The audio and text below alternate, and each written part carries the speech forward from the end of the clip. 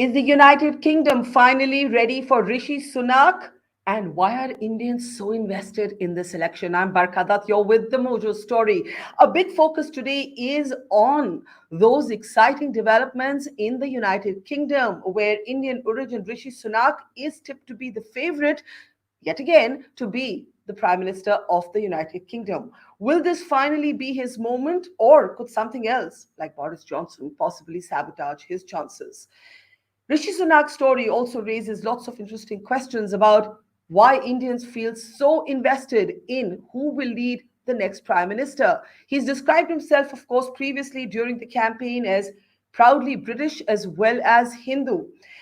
Liz Truss's exit, Penny Mordaunt as the challenger, and some voices that are saying bring back Boris Johnson. All of this is adding to the chaos in the United Kingdom. But of course, Indians are asking whether the first Indian origin person, man or woman, to lead the United Kingdom may actually be at 10 Downing before Diwali. That's our big question today, and we've got a really interesting bunch of people to speak to. Let's introduce our guests on the program today. Joining us up front is Geeta Gurumurthy, who's of course a presenter at BBC World, and in fact, it was her Twitter timeline that posed this tantalizing question: first Indian origin PM for UK before Diwali, yes or no? We'll ask her in a moment. Andrew is with us. Andrew Whitehead is, of course, also a former journalist with the BBC, somebody who has spent years covering India, in particular, a friend of India. It's good to see you, Andrew, after all these years. Also joining us is a veteran diplomat, Ambassador Dr. Mohan Kumar. Good to see you, sir.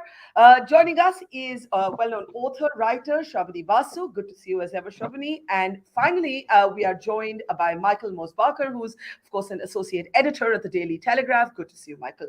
Geeta, I'm going to start with you. Your Twitter timeline posed the question: will he, won't he, will it be the first Indian origin prime minister for the United Kingdom? What does it look like, Geeta, at this point? Well, Barkha, thank you very much indeed for inviting me to be with you. It is, of course, an absolutely extraordinary moment here in the UK. I think everyone is almost quite shell-shocked to find out the position that we're in. And the actual shock today is the strength behind not only Sunak, but Boris Johnson, and whether the former Prime Minister is going to make a comeback. When he was forced out of office, there was some briefing from some of his supporters that he would be back by Christmas because they had so little faith in Liz Truss. But Rishi Sunak, of course, made the argument over the summer in the contest that we saw between Sunak and Truss on the economic front, which really predicted the catastrophic impacts that the UK has seen globally in the last few days and weeks. And it's really, really important to say this is not just a political psychodrama. This is not just about big personalities.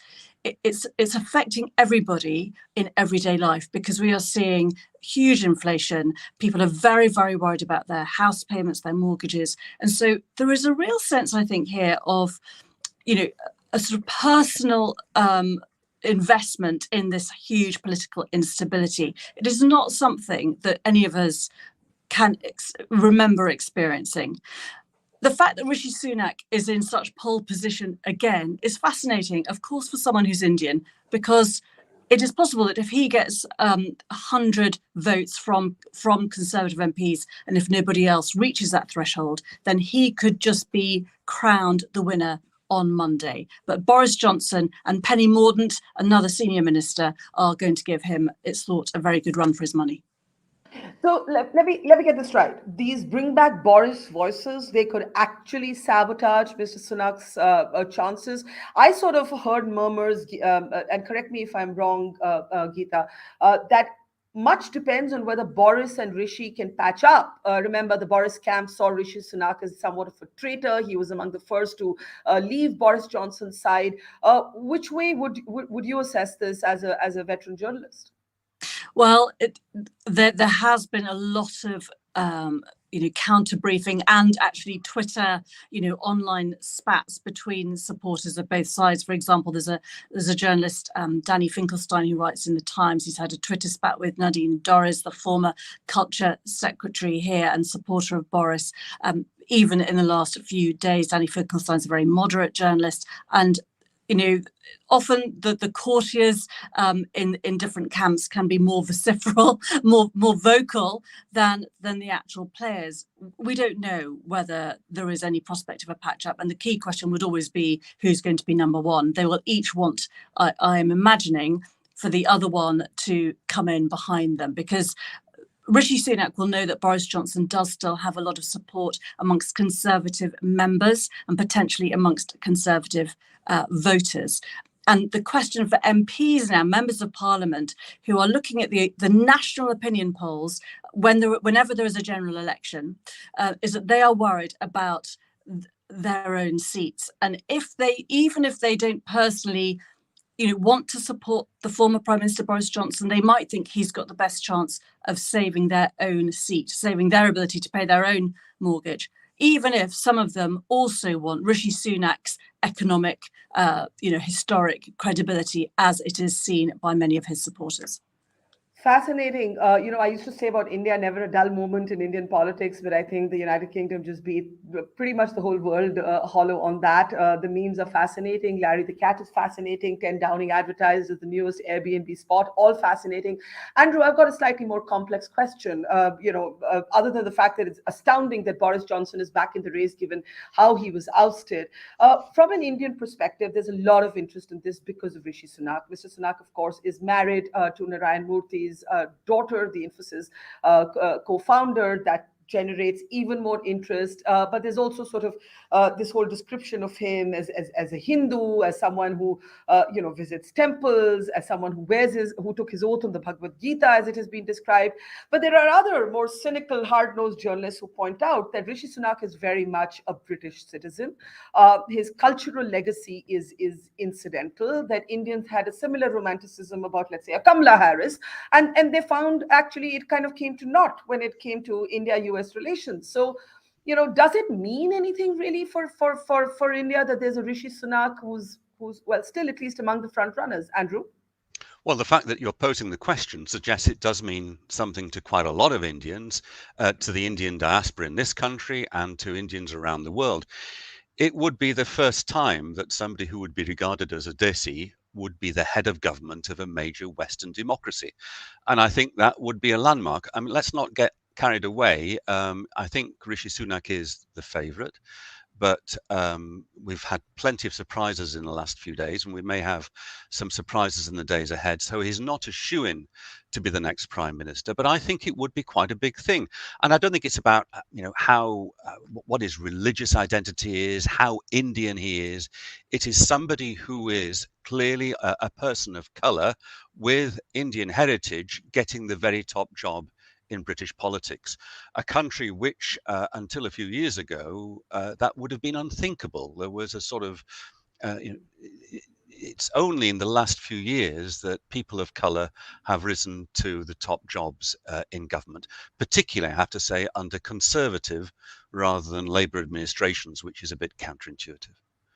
Do you believe there has been racism in the mix? This is ferociously debated, Andrew, because if you go back to the first 11 members of parliament who put their hat in the ring, many of them were from mixed backgrounds, Pakistan, Nigeria, among others, Indian, of course.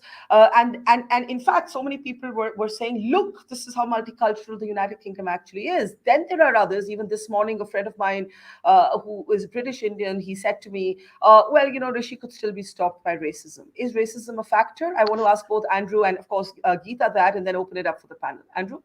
Well, of course, there are pockets of racism in Britain. That can't be denied. And I'm sure there will be some people within the Conservative Party who may be reluctant to vote for Rishi Sunak because they see him as an outsider, a person of colour.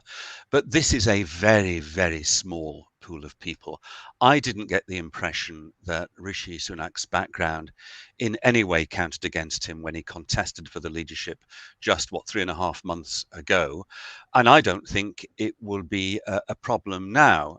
I think in many ways it could be an advantage because the Conservatives would really love to be seen to be in social terms the more progressive party, in a way outflanking Labour, as they have with the number of women leaders that they have had. Labour's not had any women leaders, nor anybody of colour leading the party. So I don't think racism is going to be an obstacle, not a substantial obstacle at least. Geeta, can I bring you in on that? Do you agree with Andrew? Do you think racism is a non-issue, that Rishi Sunak is back to being favorite? Not least because the monetary policy in which he clashed with Liz Truss during the debates, he has his "I told you so" moment with that. But let's say Rishi doesn't make it even this time. There will be people who'll say, hey, that's because, it's all very well to be multicultural, except for when it comes to the top job. How do you see it? It's very, very difficult actually to judge because it depends on who the voters are. I think there is, as with nations across the world, of course, there are issues of sexism, racism. We know that, even frankly, in the most liberal institutions. It is there, it is part of life. Having said that, Britain is still one of the most, welcoming, open liberal democracies. And the fact that there are so many senior minority figures in the Conservative Party is testament to that. And the fact that people like David Cameron took some action to try and sort of make that happen. In terms of the voters, I did hear people say of the Conservatives that they felt they would be surprised if the members who are mostly older white men in the south of the country, relatively wealthy compared to the rest of the country, they wondered whether that was an issue even last time round. Now, until you see data and polling on that, it is pure speculation. So I think it's very, very difficult to say, to be perfectly honest with you. I equally think you can't blame a Sunak defeat on racism, because I don't think it will be a majority decision based on that. I think people are voting on policies. There is a massive sense of economic fear and insecurity here right now, because people are seeing it in their bills every single day, and they know that this country needs some stability economically and politically. And I think the question is, for many, who's going to bring that? The phone-ins here have been hugely focused on why there isn't a general election, and why actually a tiny number of people, whether that's Conservative MPs or Conservative members, are getting to the right to choose for a second time after an election who gets to be the next Prime Minister. So, you've got to look at all the different forms of electorate here in terms of why Sunak might or might not win. So my own take is, I think there probably is, there might be a racist element to some votes in small parts of the population. But I agree with Andrew. I think fundamentally, this is probably going to be based on policy and personality and all the normal things that decide how people vote. Well, Geeta, I'm going to let you go by saying thank you, because I know you've got to get onto a live show of your own. So thank you for those comments. We'll have you back as the situation becomes clearer, I hope. Thank you very much. Let me roll it along. And thanks, Geeta. Take care. Let me roll this along and take it to our other guest. Michael, if I can bring you in at this point, here's my question to you, Michael. Will this choice be decided on the basis of a kind of tribalism, who can network better, who can lobby the numbers better, or will it be decided purely on who will have a better economic vision for the country, given that's where Rishi Sunak has his "I told you so" moment with Liz Truss? Yeah, I think basically what's happening is they're the two-pronged process to electing the new leader. They need to get support from 100 Conservative MPs. In total, there are 357 Conservative MPs. So they need the backing of 100 Conservative MPs, and then they go into ballots of MPs. And the top two, if two candidates emerge, go to the party membership. I think that the MPs will largely decide on economic merits, the economic case, as you outlined. If it goes to the party membership, there the big question is who the candidates are who will go to the party membership. If it is Rishi, it's either Rishi on his own and then he automatically becomes leader and there's no ballots. If it's Rishi and Boris, then there's this huge loyalty among ordinary Conservative members for Boris. So if Boris does make it to the last two, I strongly suspect that Boris will be re-elected. I think that would be total chaos and disaster for the Conservative Party. But I think the grassroots Tory members are very likely to back him. If it's Rishi and Penny Mordaunt, we don't know. Rishi would be the front runner. So you're actually saying that Boris is in with a good chance, Michael? If Boris gets the backing of 100 MPs, which is far from clear, hopefully he won't, but if he gets the backing of 100 MPs, I think and it goes to a ballot of the party membership, then I think he will become the next he'll be re-elected as prime minister. The most likely Oh my result God. is that he'll stall at about 70 or 80 MPs, and then won't go and he can't go to the membership, and then Rishi's likely to become the next PM. But it depends how many MPs back Boris. Okay, this is all mind-boggling stuff, and I want to get in Dr. Mohan Kumar and Shravani into the conversation. Ambassador Kumar, Suella Braverman, how can we forget her? That classic kind of immigrant who thinks she's good enough to enter, but nobody else is. We saw the impact those comments had on a trade deal that India was hoping to seal with the United Kingdom before Diwali. Now, of course, the UK itself has gone into free fall. How do you see this? And irrespective of who becomes, sir, the next prime minister, does it actually impact India-UK relations? Does it matter, for example, to the India-UK relation at all, whether it's a person of Indian origin who takes the next top job?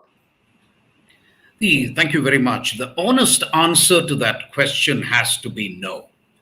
Everything that I've done in diplomacy for 36 years makes me believe that even if Rishi Sunak becomes the PM, it's representative of two things. One, there is a human interest story that you've got an Indian origin person who has made it to the top. Secondly, it speaks well for UK that they have afforded this opportunity to somebody like Rishi Sunak, who can make it to the top. It somewhat reminds me of the Indian moment when we had Manmohan Singh, Abdul Kalam, and Sonia Gandhi, this trio. None of them were Hindus, and this was considered a big moment for diplomats who said that, listen, this is how Indian democracy works. But apart from that, if you are looking at from a purely bilateral perspective, Sunak will have a huge task on his hands of trying to really bring unity to the party, number one.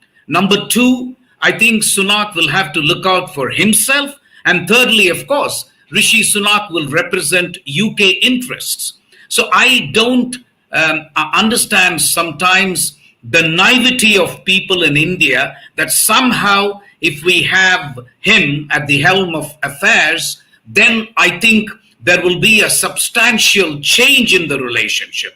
I don't think so. I mean, it's good to have him as anyone else. And as I said, there's a human interest angle. And I think a lot of Indians will feel legitimately proud. But in my view, and I know I'm going to be extremely politically incorrect saying this, it's a bit like Sundar Pichai, or it's a bit like Satya Nadella, no different for me, frankly, because he's going to defend UK interests. He's obviously got a long career ahead of him. You can't expect him to put it aside and say, no, I'm going to do this FTA with India no matter what. No. So I think really that naivety, I think, is something I'm not able to understand. But the human interest point is valid. And I think a lot of Indians will be legitimately proud that he has made it. It also speaks well for UK, I think, frankly, because that's an open society. After all, mother of all parliaments, Westminster, Britain. And I think that's great for the image of UK. But beyond that, I would be hard put to understand how you can interpret this as a big paradigm shift in the bilateral relations. Fair enough, and I don't think you're being politically incorrect at all. Let me bring in Shravani, who, as a writer, dwells on the power of the story. Rishi Sunak's story was not always going so well. In fact, his own wife became the subject of hostile media, accused really of evading taxes because of her non-dom status. Shravani, as you know, how is that?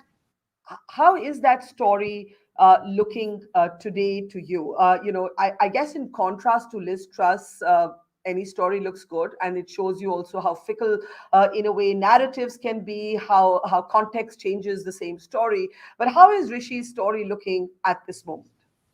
Right. Well, Rishi definitely has the moral high ground. He's the one who can say, "I told you so," because everything that he warned against has come to pass. So he has that big advantage. I think what went against him in the leadership campaign a little, we talked about racism earlier. I think it was also his wealth and the sort of the reports that went around, criticizing him for his Prada shoes and his suit, and saying how expensive this suit was. I mean, let's face it, the Conservative Party, Jacob Rees-Mogg, they're all people who are, they've come from Eton and Oxford. They're not exactly, they haven't come out of the mines. They're all privileged people. And so suddenly this attack. So was it because there's a brown man wearing these Prada shoes? I don't know. I mean, there was a lot of stuff that, you think about when it went out into the party members. And I did wonder that, what is it that he did so well when it was his MPs he was leading? When it went to the party members, what were they thinking that they didn't like him? What were all these negative reports? So you do think there's a degree of racism, or I think more there than? is a slight latent racism, which is sort of and the fact that he is this privileged person, I think that went against him a lot. So there was this resentment, there was this anger at his wife's non-dom status. All that definitely was a factor. So he has a lot. He's apparently now got 44 seats. Apparently, that's the those who have publicly declared. So he is still ahead of Boris Johnson. But I think if Johnson enters this, and as Michael said, if it goes to the members, he's not on safe grounds. At the moment, he is still safe. He's ahead, and he really has the legitimate right because everything he said, his economic policy is sound, and he should be there. So let's see what happens. I mean, so before I come back, before I come back to Michael, Andrew, and Ambassador Kumar, I just want to play out that clip from the debate. Of course, all of you in London know this by heart now, but for our Indian audience, the face-off on the monetary policy, Liz Truss becomes Prime Minister, disastrous first few economic policies. She has to dial them back, and the rest, as they say, is history. But as Shravani just said, Rishi Sunak now gets his "I told you so" moment. This is what happened during the campaign. Pressing economic priority for the new Prime Minister and the new government is to grip inflation. We cannot make it worse. Inflation is the enemy that makes everybody poorer. It erodes your savings. It erodes your living standards. It means that those of you that have mortgages will see your interest rates go up higher and higher. So I don't think the responsible thing to do right now is launch into some unfunded spree of borrowing and more debt. That will just make inflation worse. It will make the problem longer. Let's be clear. We have inflation because of our monetary policy, that we haven't been tough enough on the monetary supply. That's the way I would address that issue. Okay. But it is wrong. Interest rates up, mortgages nightmare. It is. Liz, we have to be honest. We have to be honest. But borrowing your way out of inflation isn't a plan, it's a fairy tale. Well, those words prove to be, the proverbial sort of last nail in Liz Truss's coffin eventually, Michael, but it was eventually. She still won the nomination. And as you've just pointed out, the return of Boris Johnson could prove that strange things happen. But I think from an Indian point of view, people are interested in this examination of what the story is. Is it the story of United Kingdom, the great multicultural open society where a person of Indian origin can become the next big leader? Or, as Shravani says, there is the idea of the white man being privileged, Boris Johnson holidaying in the Caribbean, that doesn't rankle people. But the idea of Rishi Sunak being seriously wealthy and a brown man, that offends people. How do you see it? Michael, give me a second. Let me just unmute you. Go ahead, Michael. I think there are two issues. Wife being a non-dom clearly was a problem. The combination of the wealth and her not being British. And the other problem was that Rishi Sunak still had an US green card when he was Chancellor of the Exchequer. And that didn't play particularly well with Tory members. That does he want to stay in Britain? Does he want to move to America? But you also raised the issue, so I think that's part of it. So there might be some element of racism, but on the other hand, the Tory party would be proud to have, they like the idea of having a non-white leader, being the first non-white prime minister. The other point you raised earlier was on Suella Braverman, Rishi Sunak, and Indian trade deals. I think that's less to do with who's of Indian origin, who isn't. It's partly, but the Tory party splits on the issue of immigration. There are people like Liz Truss and, ironically, Rishi Sunak on the same side of this, who think it's important to encourage sort of well-educated graduates into Britain to boost the economy, to help with economic growth, to be productive over here. And there are people like Suella Braverman, who said, regardless of whether this stops us getting an Indian trade deal, Britain needs to absolutely limit the numbers of people coming into Britain. So there you have two politicians of Indian origin in Britain who are on diametrically opposed sides on that particular issue. And I think that is the split in the Tory party, which on since Brexit, they haven't settled. Is Brexit about controlling our borders, but then letting talented people in? Or is it about absolutely controlling the numbers coming into Britain? And unless the Tory party decides where they stand on that, they've got a problem. I mean, part of the reason why Liz Truss fell, obviously it was a disastrous economic policy, but then the final straw with her row with Suella Braverman on immigration, on numbers, etc. So the Tory party's really got to settle that issue more than any other. Where do we stand? What matters? Economic growth, which is what Rishi's saying, in a different way what Liz was saying, or controlling numbers, which is what Suella Braverman was saying. Yeah, that's a great point, and I want to get in Ambassador Kumar. You've made it already clear, and I think Braverman is a good example that somebody's history, roots, doesn't make it a friendlier relationship or a more forward-looking relationship with a country like ours. Priti Patel was another sort of person hawkish on the issue, for example, of immigration, and she was the Home Minister of the United Kingdom till not so long ago. Ambassador Kumar, looking at this relationship today, I mean, there are lots of chuckles in India, lots of end of empire jokes. Lots of very serious calls to say bring Kohinoor back. But what would you be looking out for from an Indian interest point of view? From an Indian perspective, the movement of professionals, and that has to do with immigration. It hasn't to do with illegal immigration.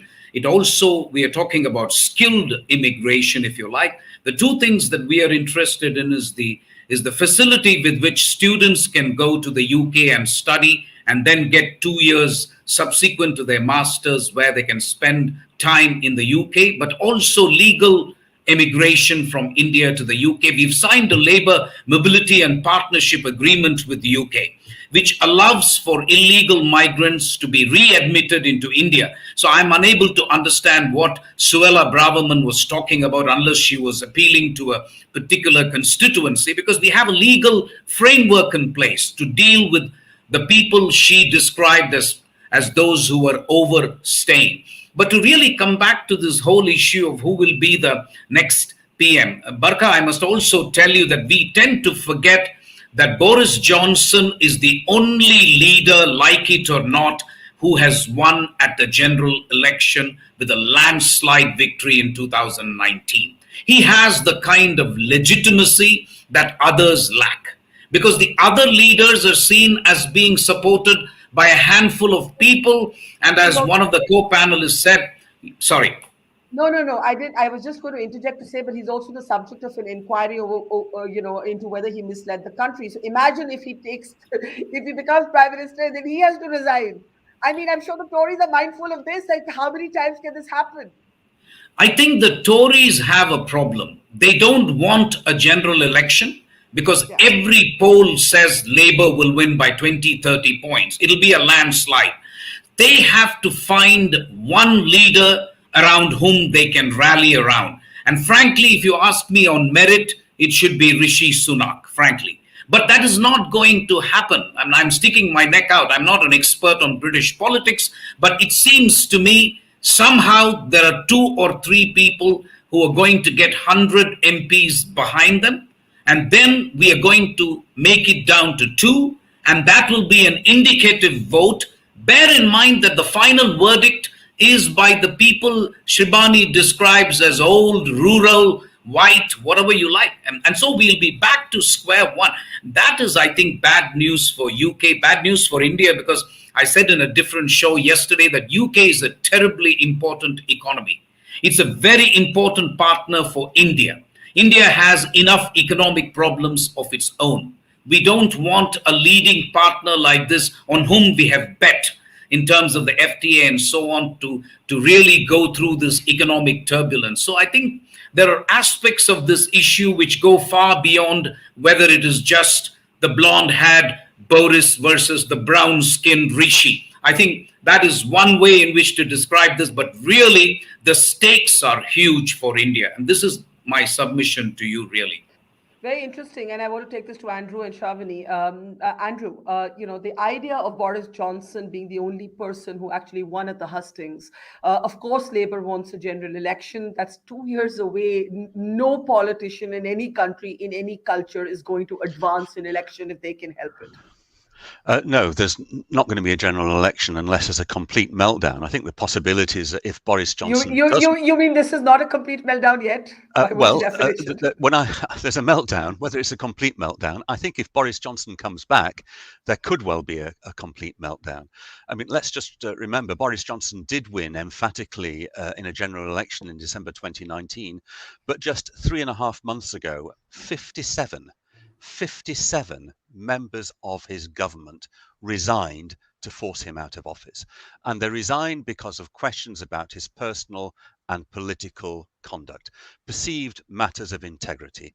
They haven't gone away. I think it's going to be very difficult for Boris Johnson to get 100 Conservative members of Parliament to come out publicly and support his nomination. If he does manage to get past that hurdle on Monday, then quite possibly he will be back in 10 Downing Street. But I think on balance, it's unlikely. I think Rishi Sunak is the safer choice for the party. The Conservative Party has been through a whirlwind for the past 6 months. It wants a unifying candidate. Neither Rishi Sunak nor Boris Johnson are unifying candidates, but Rishi Sunak is less divisive than Boris Johnson is. Who is the unifying candidate, according to you, Andrew? I don't think there is one. I think that's the problem. They've been looking for a unified candidate. If they went for a unity candidate, somebody like Ben Wallace, the Defence Secretary, who has said he will not stand, the trouble is they don't have the charisma and the authority to cut through with the general electorate. So you might have a period of a return to a little bit of a dull time in British politics, but they would lead the Conservatives to a resounding defeat. I think the Conservatives want to feel that they at least have a chance of being a competitor in the next general election. So they want somebody who's got that cut through as a communicator. And the two front runners, neither of them are unifying. Yeah. Shavani, let's bring you in. I think Andrew makes a very interesting point. Most likely, no general election.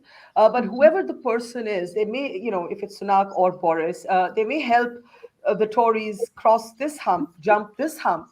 But there is also going to be an election that the Tories will have to face 2 years down the road.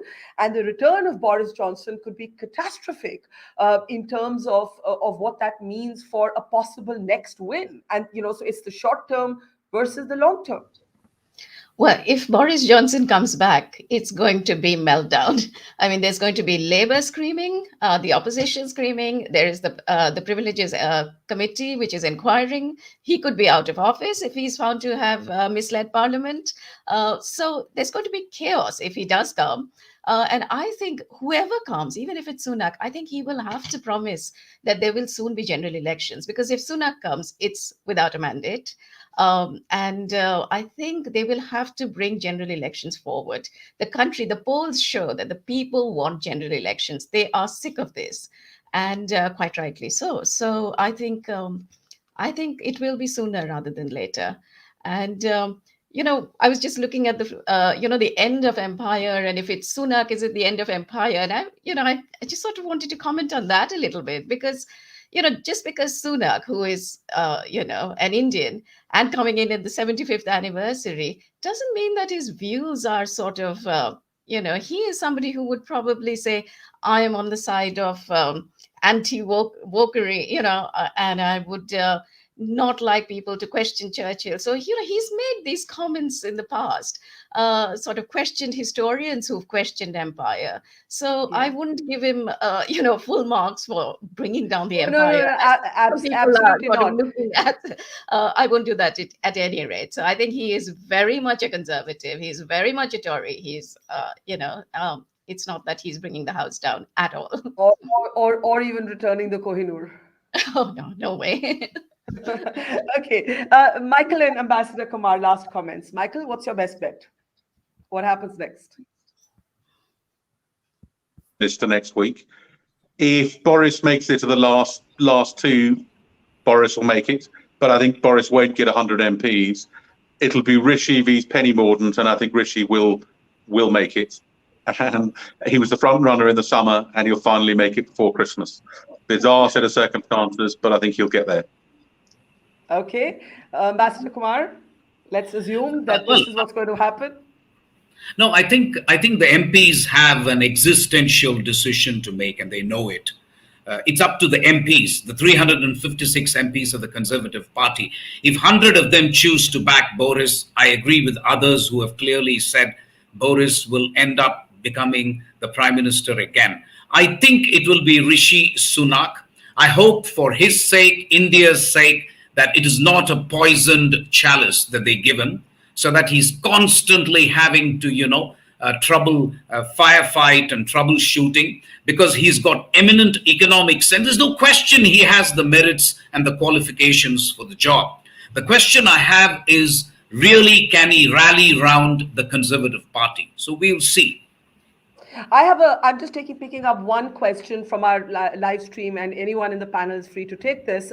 This is from Nitin. Rishi Sunak should not accept the Prime Minister's post, even if he can have it. Why should he take the burden of clearing the mess that is created by Truss? And I think that's the point I think Ambassador Kumar was making, that this could well be a poison chalice. And but I don't know anybody who actually says no to being Prime Minister. Andrew, maybe you want to pick that up?